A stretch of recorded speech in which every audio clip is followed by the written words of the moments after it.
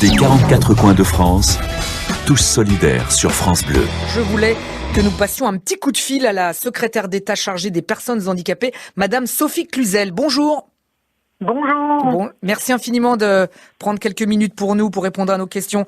Alors, Madame Cluzel, au tout début du confinement, vous aviez appelé à la plus grande solidarité envers les personnes en situation de handicap. Est-ce que vous avez la sensation que votre appel a été entendu ?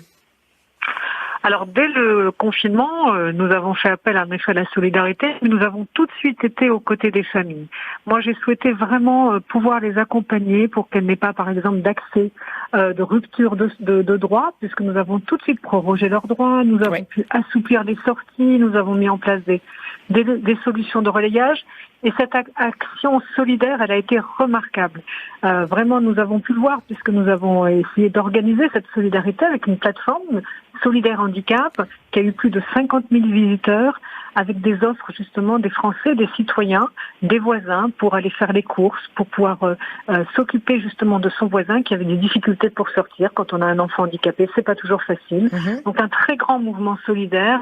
Vraiment, je tiens à saluer l'ensemble des Français avec beaucoup de propositions très concrètes et en proximité, ce qui était important pour les Français. Sur la plateforme dont vous faisiez allusion, c'est solidaire-handicap.fr. Voilà, au pluriel. Au pluriel. Solidaire au pluriel, handicap au pluriel. .fr. Et vraiment là, les personnes peuvent trouver vraiment de l'aide avec, par exemple, aussi du soutien psychologique, avec une plateforme qui s'appelle aussi Tous Concernés, qui répond aux familles qui sont justement se sentent seules. J'ai pu participer à de nombreux visios avec les familles, avec les écoutants qui ont fait un travail remarquable, où les familles se sont senties beaucoup moins seules face à leurs difficultés et où certains ont trouvé vraiment des réponses de proximité. Et si par exemple moi j'ai envie d'aider, je peux m'inscrire aussi sur cette plateforme. Je peux aussi proposer mon aide. Vous pouvez proposer votre aide, c'est une mise en relation. Et puis aussi, vous pouvez aussi aller sur jeveuxaider.gouv. Oui, bien sûr. On en avait parlé avec Gabriel Attal. Exactement. Exactement. Voilà. Super. Bravo. En tout cas, ce sont des belles initiatives. Comment vivent les personnes handicapées depuis le déconfinement ? Est-ce qu'à présent elles peuvent recevoir les soins dont elles ont besoin, recevoir de la visite ? Comment ça se passe ? Alors ça se passe comme tout un chacun parce que ce n'est pas la situation de handicap qui doit être prise en compte, mais bien la santé, la répercussion sur la santé. Et donc ça, j'ai vraiment souhaité qu'il n'y ait pas de discrimination pour le déconfinement. Des enfants ont pu reprendre, comme les enfants à l'école ont pu reprendre aussi le chemin des externats médico-sociaux, doucement, progressivement, parfois de façon séquentielle, de la même façon que les protocoles sanitaires sont tout à fait inscrits dans cette réouverture, dans cette reprise, que ce soit de la scolarisation des établissements médico-sociaux, pareil pour les internats. Les visites commencent à être de nouveau aussi organisées, les retours en week-end. Tout cela se fait progressivement avec chaque fois les chefs d'établissement et en dialogue avec les familles. Nous avons vraiment voulu que ce soit sur le volontariat des familles, qu'elles puissent être informées. C'est pour ça que nous avons aussi énormément développé de communication en facile à lire, à comprendre, pour que les personnes puissent décider elles-mêmes, est-ce que je choisis mon déconfinement, comment je prends mes précautions, pour que vraiment ça soit toujours cet axe du pouvoir d'agir des personnes et qu'elles prennent leurs décisions en toute connaissance de cause. Alors, vous l'avez dit, évidemment, il faut faire attention, il y a les gestes sanitaires, etc. à avoir, mais il y a quand même certains accompagnements qui ne peuvent pas se faire avec une distance physique. Comment on fait dans ces cas-là ? Alors, on se protège plus, parce que justement, nous voulons absolument que les personnes en situation de handicap puissent reprendre leurs soins. Alors, pendant le confinement, on avait mis en place des téléconsultations pour les soins, pour les kinés, pour les ergos, pour les psychomotricités. Mais là, maintenant, on peut reprendre en face à face. Alors, bien sûr, avec les précautions sanitaires indispensables. Et les cabinets commencent à réouvrir. Les personnes refont du domicile aussi, en se protégeant plus. On peut avoir masque et visière, par exemple, si on est en proximité, très importante avec la personne, parce que vous avez raison, certains soins, certains gestes ne peuvent pas se faire à distance. Pour autant, ils sont indispensables aussi. Donc, c'est vraiment au choix des familles de pouvoir dire s'ils reprennent à domicile ou s'ils se déplacent de nouveau dans les cabinets de consultation. Ouais. Alors, mardi dernier à Évreux, vous avez visité une entreprise adaptée qui fabrique des masques aujourd'hui. Est-ce que c'est quelque chose qui pourrait se faire sur le long terme, ce genre de choses, dans des entreprises comme celle-ci ?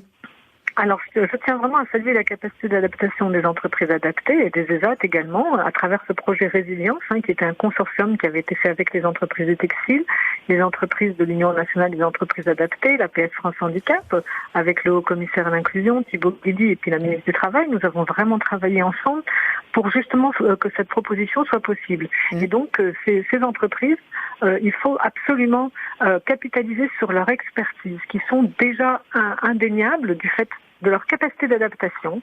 Et j'ai discuté justement avec les salariés qui ont appris un nouveau métier très rapidement, qui se sont reconvertis et qui en tirent vraiment énormément d'abord de bonnes pratiques et puis surtout une capacité de reconversion professionnelle. Donc il faut prendre en compte cette expertise de ce tissu industriel, économique, comme une possibilité justement localement, de proximité, de pouvoir travailler sur cette réadaptation, sur cette reconversion. Mais vous allez accompagner, vous justement, ces entreprises qui veulent se reconvertir, c'est quelque chose... Alors déjà nous les avons accompagnés pendant la crise. Nous avons garanti justement les ressources pour les travailleurs en ESAT. Nous avons accompagné aussi les entreprises adaptées. Nous sommes en train de travailler sur un fonds d'inclusion, justement un fonds de relance économique pour pouvoir les accompagner sur la relance, parce qu'il est indispensable que tout le tissu industriel et tout le tissu économique solidaire et d'insertion puisse en effet reprendre. Et là aussi, je serai très attentive pour la reprise du travail des personnes en situation de handicap, pour leur maintien en emploi, que ce ne soit pas justement les premières qui subissent le contre-coup économique ou les problématiques de maintien en emploi. Donc j'en ai appelé justement, j'ai travaillé avec toutes les organisations syndicales, patronales, les entreprises qui avaient signé ce grand manifeste pour l'inclusion, eh bien que leur engagement doit être réel en cette reprise, et nous serons extrêmement vigilants pour les accompagner au mieux possible. Alors on parlait des masques justement là, donc avec cette usine que vous avez visitée à cette entreprise que vous avez visitée à Évreux. On a entendu beaucoup de malentendants, sourds et malentendants qui justement par rapport au masque, vous voyez, qui se sentent un petit peu exclus parce que du coup on a ce masque devant la bouche et il y en a qui ne peuvent plus lire sur les lèvres. Comment est-ce qu'on peut répondre à leur détresse à ces personnes-là? Alors justement pour pas qu'elles ne se sentent exclues, comme vous disiez. On y répond déjà avec les visières transparentes et puis nous travaillons sur l'homologation d'un masque transparent qui est en train de subir justement toutes les expertises pour l'homologation parce que c'est un vrai sujet de ne pas priver nos concitoyens justement sourds, malentendants, mais pas que, aussi les problématiques par exemple de personnes qui ont des déficiences cognitives et qui ont besoin de voir l'expression du visage pour mieux comprendre. Bien sûr. Donc c'est pour le bien commun de beaucoup en effet de nos concitoyens en situation de handicap que nous y travaillons. Mais il y a déjà les visières transparentes et nous travaillons sur l'homologation d'un masque transparent. D'accord. Donc un vrai masque transparent où on pourrait donc voir la bouche et pour pouvoir avoir la protection sanitaire assurée. Super. Parlez-nous juste un petit mot de ce numéro vert que vous allez lancer bientôt, je crois. D'ici la fin du mois, il y a un numéro vert pour les personnes et les aidants, c'est ça? Voilà, alors c'est un numéro en fait d'appui aux personnes handicapées et aux proches aidants, et bien justement dont les difficultés se sont aggravées avec la période de confinement et le contexte épidémique, et donc qui rencontrent des problèmes dans le cadre des déconfinements. Donc il sera bien sûr aussi accessible aux personnes sourdes et malentendantes. C'est pour pouvoir aider par exemple à la reprise des soins en ville et à l'hôpital, un soutien à la recherche d'un médecin traitant, une orientation des personnes handicapées qui sont infectées ou de leurs proches aidants pour leur permettre justement d'être accompagnées s'il y a un reconfinement obligatoire, et donc ça c'est important. Et puis toutes les solutions de répit pour les proches aidants qui sont en sortie de confinement, et parce qu'elles continuent à accueillir un proche en confinement à leur domicile, elles peuvent être elles-mêmes malades, et donc il faut absolument les accompagner dans la durée, et puis bien sûr tout l'accompagnement renforcé pour tous les cas de situation très complexes dont les besoins se sont complexifiés pendant la crise. Évidemment. Donc c'est un appui dans la durée, ce sera un appui sûrement ce qu'on appelle une réponse d'urgence pendant le Covid et pendant la sortie du confinement pour des personnes qui auront besoin d'être accompagnées plus certainement. Ce numéro vert, vous l'avez déjà ou faut attendre la fin du mois pour que vous nous le donniez? La semaine prochaine, on le donne. La semaine prochaine, on le donne. On est en train justement de finaliser. L'architecture technologique et les réponses de proximité, bien sûr. Ok, super. Merci infiniment, Madame Sophie Cluzel. J'étais ravie de vous avoir.